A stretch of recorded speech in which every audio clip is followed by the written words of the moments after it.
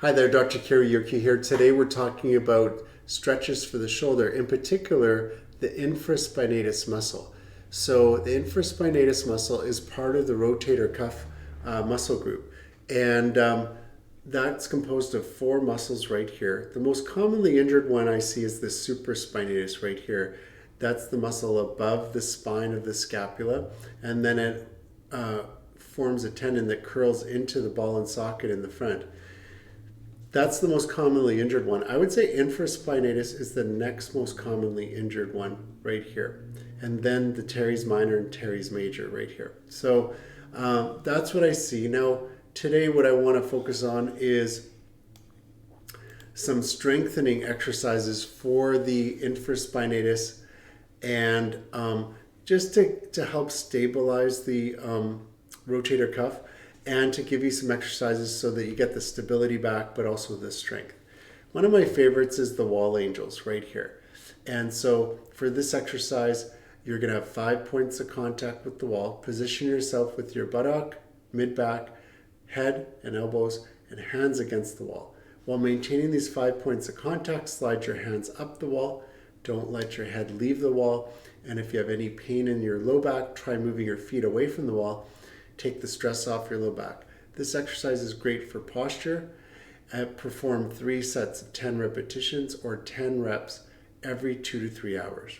So I would say for most people, 3 sets of 10 repetitions each day would be good. You could do that first thing in the morning. You could take a break during the day and then do one just before bed. And that would be a really good way to get started with shoulder exercises. I like the prone Y's and T's. So lay face down on a bench with your arms relaxed towards the floor. If you don't have a bench, you can lay on your side, and then you can perform one arm at a time.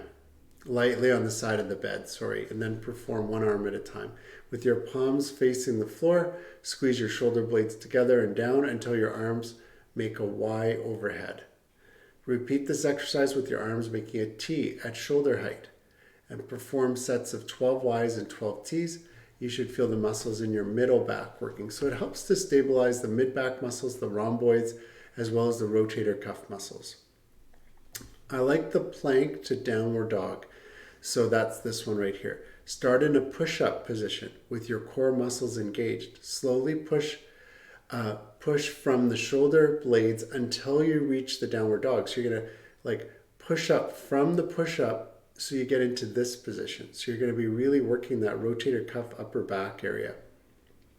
Hold each position, the plank and the downward dog, for 5 seconds. Repeat 10 times. You should feel the muscles in your core and around your shoulder blades working. And then the external rotation, which I like, has a towel between your elbow and your body. You can use a cable, or you can use an elastic band at home, and then you have the towel in between the elbow and your body. And then what you do is you place the towel under your elbow against your side with the elbow pinned at your side and bent to 90 degrees.